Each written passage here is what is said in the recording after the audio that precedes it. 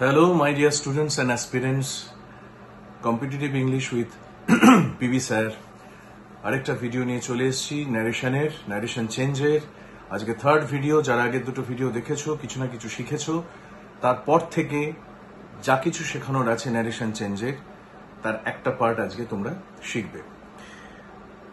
যদি ভালো লাগে একটা ছোট্ট রিকোয়েস্ট, বন্ধু বান্ধবের মধ্যে ছড়িয়ে দাও, যাদের প্রয়োজন তাদের কাছে পাঠিয়ে দাও আমার চ্যানেলের লিংক, যাতে তারা সাবস্ক্রাইব করে এবং উপকৃত হতে পারে। চলো, without wasting any more time, let's dive into the lesson.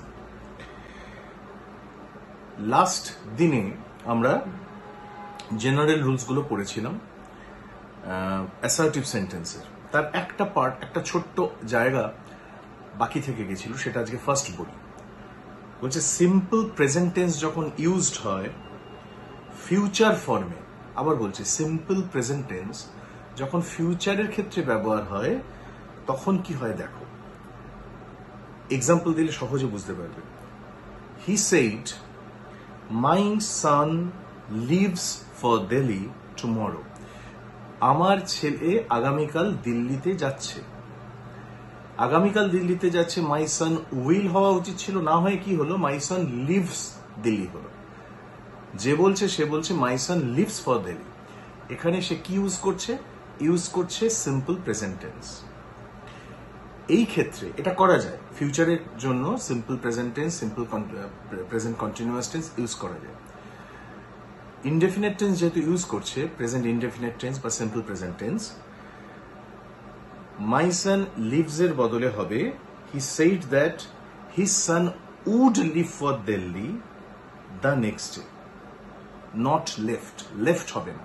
আমরা আগে শিখিয়েছিলাম যে রিপোর্টিং ভার্ব পাস্ট থাকলে ইনভার্টেড কমার মধ্যে ভার্বটাও পাস্ট হয়ে যাবে, কিন্তু এক্ষেত্রে এটা ব্যতিক্রম। ব্যতিক্রম কেন? যেহেতু টুমরো আছে, ফিউচার টেন্সের সেন্সে ইউজ হচ্ছে ভার্বটা, কিন্তু ব্যবহার করা হচ্ছে সিম্পল প্রেজেন্ট টেন্সের ভার্ব, সিম্পল প্রেজেন্ট টেন্সের ভার্ব, সেহেতু এটা লিভস এর বদলে উড লিভ হবে। তোমরা স্ক্রিনে দেখতে পাচ্ছ, এটা মাথায় রেখো। আমি একটা এক্সাম্পল দিলাম, যে কোনো এক্সাম্পলের ক্ষেত্রে এটা সত্যি। অর্থাৎ ফিউচার টেন্সের ক্ষেত্রে যদি প্রেজেন্ট ভার্ব ব্যবহার হয় সেটা কিন্তু উড ব্যবহার হবে, লেফট হবে না। অর্থাৎ পাস্ট টেন্স ব্যবহার হবে না, উড লিভ ফর দিল্লি হবে। ওকে, আশা করি বুঝতে পেরেছ। ফিউচার টেন্সের ক্ষেত্রে প্রেজেন্ট টেন্সের ভার্ব হলে ভার্বটা, রিপোর্টেড ভার্বটা হয়ে যাবে ফিউচারে, উড হয়ে যাবে। আজকে আমরা আলোচনা করব mainly interrogative sentence. Interrogative sentence মানে হচ্ছে প্রশ্নবোধক বাক্য। আমরা অ্যাসার্টিভ সেন্টেন্স আলোচনা করেছি, ইন্টারোগেটিভ সেন্টেন্স হচ্ছে প্রশ্নবোধক বাক্য। প্রশ্নবোধক বাক্য দু রকমের হয়, খুব মন দিয়ে শোনো। ইন্টারোগেটিভ সেন্টেন্সটা হচ্ছে ছাত্রছাত্রীরা আমার অভিজ্ঞতায় বলে সব থেকে বেশি কনফিউজ করে এবং ভুল করে, যার জন্য খুব মন দিয়ে শুনবে। দু রকমের ইন্টারোগেটিভ সেন্টেন্স হয়। একটা হচ্ছে WH ওয়ার্ড দিয়ে যেটা শুরু হয়, আর যেটা WH ওয়ার্ড দিয়ে শুরু হয় না। আমি এভাবেই বোঝাতে ভালোবাসি, এটাই আমার মনে হয় সহজ রাস্তা। এবার WH ওয়ার্ড গুলো কি কি? Who, which, how, when, where, সব WH দিয়ে শুরু হচ্ছে। যেমন ধরো, where did you go, which shirt do you like, এগুলো সব WH সেন্টেন্স দিয়ে শুরু, ইন্টারোগেটিভ সেন্টেন্স। WH ওয়ার্ড ছাড়া বাকি যে ইন্টারোগেটিভ সেন্টেন্স গুলো আছে সেগুলো বিভিন্নভাবে শুরু হতে পারে। Are you playing football, do you like banana, did your father watch TV yesterday, do, did, am, is, are, was, were, যে কোনো উইল, শ্যাল, যে কোনো জিনিস দিয়ে শুরু হতে পারে, যে কোনো শব্দ দিয়ে শুরু হতে পারে, কিন্তু WH দিয়ে হচ্ছে না। তাহলে এই দু ধরনের সেন্টেন্স, একটা WH দিয়ে শুরু হয় আর একটা WH ছাড়া শুরু হয়। দু ধরনের ইন্টারোগেটিভ সেন্টেন্স হয়। যে সেন্টেন্স গুলো WH ওয়ার্ড দিয়ে শুরু হয় সেগুলো করা অ্যাপারেন্টলি সোজা। For example, he said to me what are you doing. সে আমাকে বলেছিল তুমি কি করছো। এর আনসার হবে he asked me.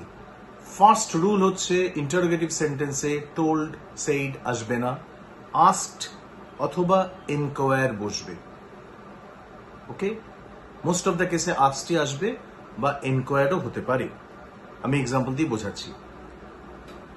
He said to me what are you doing, এটার অ্যান্সার হবে he asked me what I was doing. তুমি কি করছিলে, সে আমাকে জিজ্ঞেস করলো যে আমি কি করছিলাম, what I was doing. Next, he said to me when will you go home, সে আমাকে জিজ্ঞেস করেছিল তুমি বাড়ি কখন যাবে। তাহলে অ্যান্সার হবে he enquired of me when I would go home. He enquired বসলে অফ বসাতে হবে, ও এফ, এনকোয়ার্ড অফ অথবা আস্কড, যে কোনো একটা। He asked me when I would go home, উইলটা উড হয়ে যাচ্ছে, খুব সহজ। Next, you said to me why have you failed, সে আমাকে জিজ্ঞেস করেছিল তুমি ফেইল করলে কেন, অসফল হলে কেন। You asked me why I had failed. You said to me why have you failed. You asked me, you said to me why have you failed. You asked me why I had failed. এগুলো সমস্ত WH দিয়ে তৈরি করা question. খুব সহজ নিয়মে এগুলো হচ্ছে, যেমন ভাবে আমরা এতদিন নিয়ম শিখেছি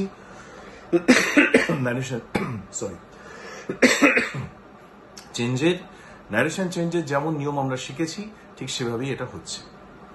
কিন্তু WH ছাড়া, WH ওয়ার্ড ছাড়া যখন কোয়েশ্চেন আসবে তখন ইফ বা ওয়েদার বসে। কেন বসে সেটাও আমি বলে দিচ্ছি, যারা বাংলায় ভাবো তাদের জন্য সুবিধা হবে। ধরো ডাইরেক্ট সেন্টেন্সে বলছে he said to me are you will, সে আমাকে জিজ্ঞেস করলো, সে আমাকে বলল তুমি কি অসুস্থ। এটার বাংলা যখন আমি ন্যারেশন চেঞ্জ করব কি হবে, সে আমায় জিজ্ঞেস করেছিল আমি অসুস্থ ছিলাম কি না, আমি অসুস্থ ছিলাম কি না। এই কিনা শব্দটার জন্য ইফ বা ওয়েদার আসে। আবার বলছি, he said to me are you will, সে আমাকে জিজ্ঞেস করেছিল তুমি কি অসুস্থ। এই ন্যারেশন চেঞ্জ বাংলায় হবে সে আমাকে জিজ্ঞাসা করেছিল যে আমি অসুস্থ ছিলাম কি না। এই কিনাটার জন্য এখানে ইফ বা ওয়েদার আসবে। ওকে, তাহলে অ্যান্সারটা কি হবে, he asked me or enquired of me. আবার বলছি আস্কের বদলে তুমি এনকোয়ার্ড অফও অপশনে থাকতে পারে বা তোমরা ব্যবহার করতে পারো। ইফ অথবা whether I was ill. Generally if বা ওয়েদার অল্টারনেটলি যে কোনো ভাবেই, মানে যে কোনো একটা তোমরা বসাতে পারো, কিন্তু কিছু কিছু ক্ষেত্রে ওয়েদার বসানো ভালো, কোথায় ইফ বসানো ভালো, এক্সাম্পলের মধ্যে থেকে আমরা শিখবো। তাহলে যেসব ক্ষেত্রে, যেসব ইন্টারোগেটিভ সেন্টেন্সে WH থাকবে না, ইফ বা ওয়েদার আসবে। Next, my father said to him is not poverty a curse. আমার বাবা তাকে বলেছিল যে দারিদ্র কি একটা অভিশাপ নয়।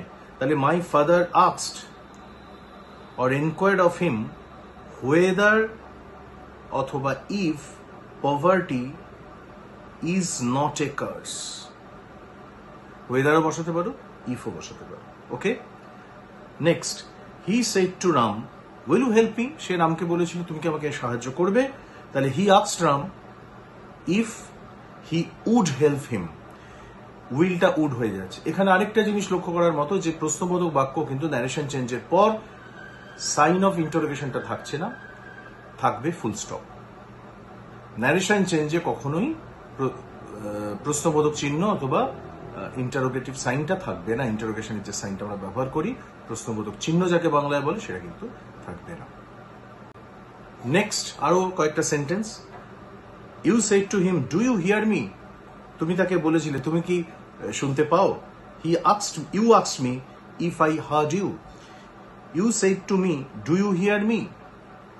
You asked me if I heard you. Okay, কয়েকটা ইন্টারোগেটিভ সেন্টেন্স আছে যেখানে আমরা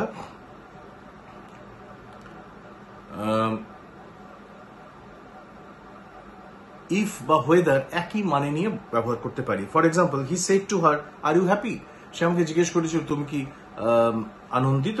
তাহলে he asked her if she was happy অথবা ওয়েদার শি ওয়াজ হ্যাপি। এখানে ইফ বা ওয়েদার দুটোই ব্যবহার করতে পারো, কিন্তু কিছু কিছু জায়গা আছে যেখানে প্রেফারেন্সের কোয়েশ্চেন আছে সেখানে কিন্তু ওয়েদারই ব্যবহার হবে। For example, he said to her, do you want to go by tram or by car? তুমি ট্রামে যেতে চাও না গাড়িতে যেতে চাও, সে আমাকে জিজ্ঞেস করেছিল, সে তাকে জিজ্ঞেস করেছিল।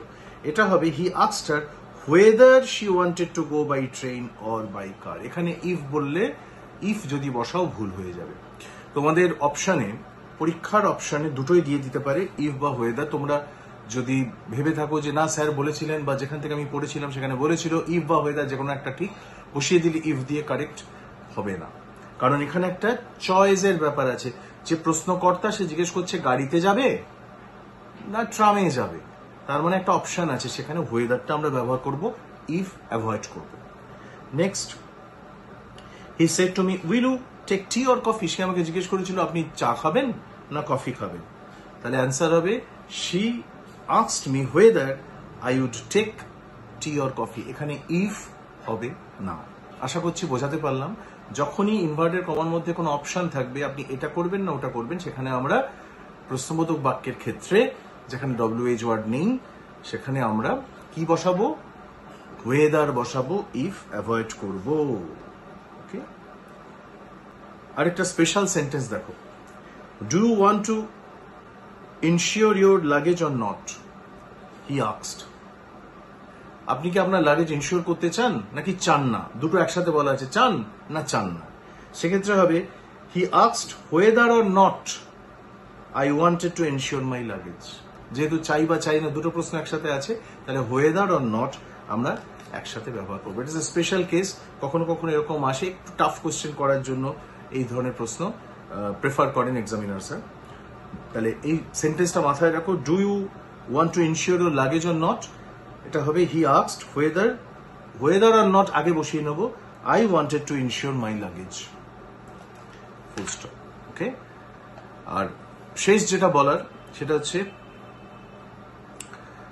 if the yes no question contains an if clause, whether is preferred। যদি কোথাও yes no question A if clause থাকে, adverbial clause থাকে, for example he said to her, if it rains will you go there? সে তাকে জিজ্ঞেস করেছিল যদি বৃষ্টি পড়ে তুমি কি যাবে? তাহলে he asked her whether she would go if it rains। কেন আমরা ব্যবহার করি? কারণ ইফটা অলরেডি ইনভার্টেড কমার মধ্যে আছে, if it rains। দেখো কোটেশন মার্কের মধ্যে অলরেডি ইফ আছে, আমি যদি আবার ইফ ব্যবহার করি তাহলে কিরকম শোনাবে? হি asked her if she wanted to go if it rained. দুবার ইফ আসবে, শুনতে ভালো লাগবে না, যার জন্য আমরা এই ক্ষেত্রে যদি ইনভার্টেড কমার মধ্যে ইফ থাকে আমরা চেষ্টা করব ওয়েদারটা ব্যবহার করতে।